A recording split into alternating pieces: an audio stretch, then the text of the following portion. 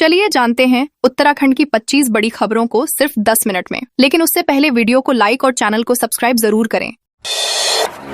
उत्तराखंड रजत जयंती वर्ष के जश्न में शामिल होंगे पीएम। देहरादून के एफआरआई में होने वाले इस भव्य कार्यक्रम में 1 लाख से अधिक लोगों के पहुंचने की संभावना है। उत्तराखंड के 25 साल पूरे होने पर 1 से 11 नवंबर तक राज्य भर में सांस्कृतिक और विकासपरक कार्यक्रम आयोजित किए जा रहे हैं। इस अवसर पर राष्ट्रपति द्रौपदी मुर्मू 2 नवंबर को और प्रधानमंत्री नरेंद्र मोदी 9 नवंबर को शामिल होंगे। पीएम मोदी रजत जयंती समारोह के समापन कार्यक्रम में शिरकत करेंगे।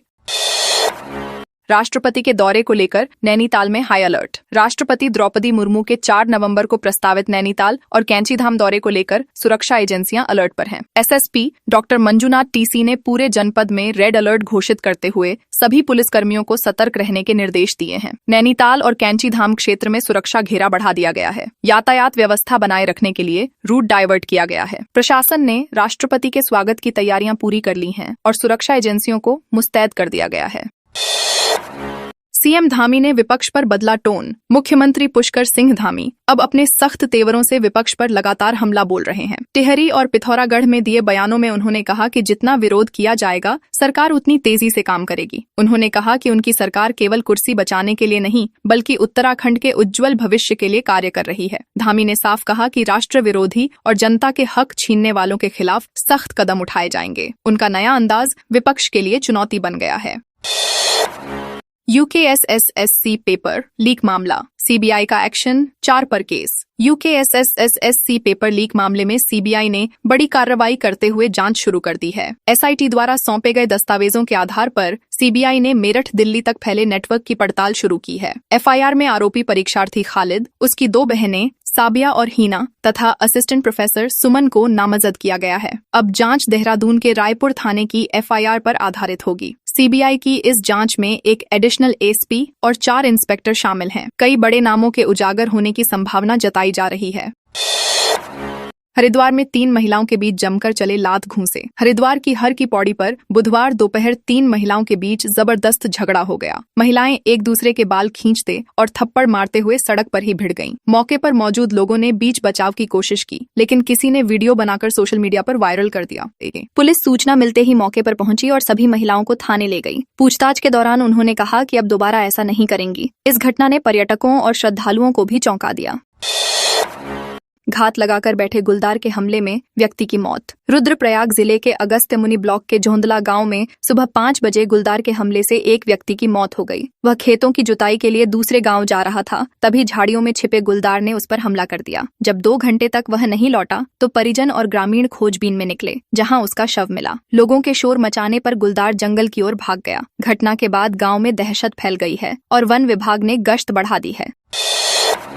कमरे में जली हालत में मिला महिला टीचर का शव। ऊधम सिंह नगर के रुद्रपुर में एक महिला शिक्षक का शव संदिग्ध हालत में उसके कमरे से बरामद हुआ। महिला ने सुबह गुलाब के फूल तोड़कर पूजा की थी, लेकिन दोपहर तक कोई गतिविधि न दिखने पर केयर टेकर ने दरवाजा खोला। अंदर महिला का शव जली हालत में बेड पर पड़ा मिला। पुलिस ने मौके पर पहुंचकर जांच शुरू की और केयर टेकर को हिरासत में लिया। फोरेंसिक टीम ने साक्ष्य जुटाए हैं। मौत आत्महत्या है या हत्या, यह पोस्टमार्टम रिपोर्ट से स्पष्ट होगा।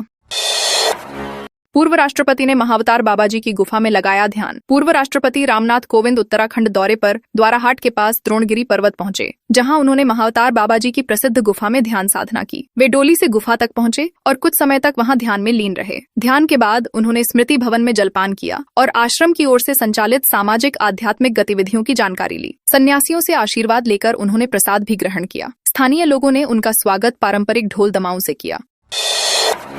लालकुआं में गुरु नानक देव जी की जयंती की धूम। सिख धर्म के प्रथम गुरु श्री गुरु नानक देव जी की 556वीं जयंती को लेकर लालकुआं में श्रद्धा और भक्ति का माहौल है। 5 नवंबर को कार्तिक पूर्णिमा पर यह पर्व धूमधाम से मनाया जाएगा। गुरुद्वारा सिंह सभा कमेटी द्वारा हर सुबह प्रभात फेरियां निकाली जा रही हैं, जो सुबह 4 बजे से शुरू होकर 7 बजे तक नगर के मुख्य मार्गों से गुजरती हैं। फूलों से सजी पालकी साहिब और निशान साहिब के साथ बड़ी संख्या में सिख संगत और श्रद्धालु शामिल हो रहे हैं। उत्तराखंड में बढ़ रही कीवी की डिमांड। राज्य के पहाड़ी इलाकों में अब सेब की जगह कीवी की खेती तेजी से फैल रही है। रामगढ़, मुक्तेश्वर, बागेश्वर और पिथौरागढ़ के किसान इस नई फसल से सालाना 20 से 25 लाख रुपए तक की कमाई कर रहे हैं। सरकार की नई कीवी बागवानी नीति 2025 के तहत किसानों को 70% तक सब्सिडी दी जा रही है, जिससे पौध तैयार करने और ढांचा विकसित करने में मदद मिल रही है। यह बदलाव किसानों के लिए नई उम्मीद लेकर आया है। 15 नवंबर को होगी राज्य स्तरीय भूकंप मॉक ड्रिल। मुख्यमंत्री पुष्कर सिंह धामी के निर्देश पर 15 नवंबर को राज्य के सभी 13 जिलों में भूकंप से निपटने की तैयारियों की राज्य स्तरीय मॉक ड्रिल होगी। इसका उद्देश्य राहत, बचाव और आपसी समन्वय तंत्र की प्रभावशीलता को परखना है। सचिव आपदा प्रबंधन विनोद कुमार सुमन की अध्यक्षता में बुधवार को आयोजित बैठक में सभी जिलों के अधिकारियों को दिशा निर्देश दिए गए। इसमें प्रशासन, पुलिस, SDRF, स्वास्थ्य और अन्य विभागों को मॉक ड्रिल के लिए जरूरी तैयारियां पूरी करने के निर्देश जारी किए गए हैं। देहरादून में नशा मुक्ति की नई पहल। उत्तर भारत का पहला राजकीय मॉडल नशा मुक्ति एवं पुनर्वास केंद्र देहरादून के रायवाला में 1 नवंबर से शुरू होने जा रहा है। जिलाधिकारी सविन बंसल की पहल पर बने इस केंद्र का संचालन SPYM संस्था को सौंपा गया है। यहाँ एक ही नंबर पर परामर्श, इलाज और पुनर्वास की सुविधा उपलब्ध होगी। केंद्र का टाइप एम्स ऋषिकेश से भी किया गया है, जहाँ नशा पीड़ितों के इलाज के लिए 10 बेड आरक्षित हैं। यह कदम दून नशा मुक्त शहर अभियान के तहत उत्तर भारत में एक नई मिसाल पेश करेगा। गढ़वाल मंडल के रूटों पर नहीं चली बस टैक्सी। उत्तराखंड परिवहन महासंघ के चक्का जाम के आह्वान का बुधवार को गढ़वाल मंडल में व्यापक असर देखने को मिला। बस और टैक्सी सेवाएं ठप रहने से यात्रियों को भारी परेशानी झेलनी पड़ी। प्रदर्शनकारियों ने इंद्रमणि बडोनी चौक पर बाहरी टैक्सी वाहनों को भी रोका, जिससे तनाव की स्थिति बनी। महासंघ ने 7 सूत्रीय मांगों को लेकर यह आंदोलन किया, जिसमें हर साल टैक्स वृद्धि, फिटनेस सेंटर ARTO में खोलने और डग्गामार वाहनों पर रोक जैसी मांगे शामिल हैं। सुबह 6 से शाम 5 बजे तक पूरा चक्का जाम प्रभावी रहा।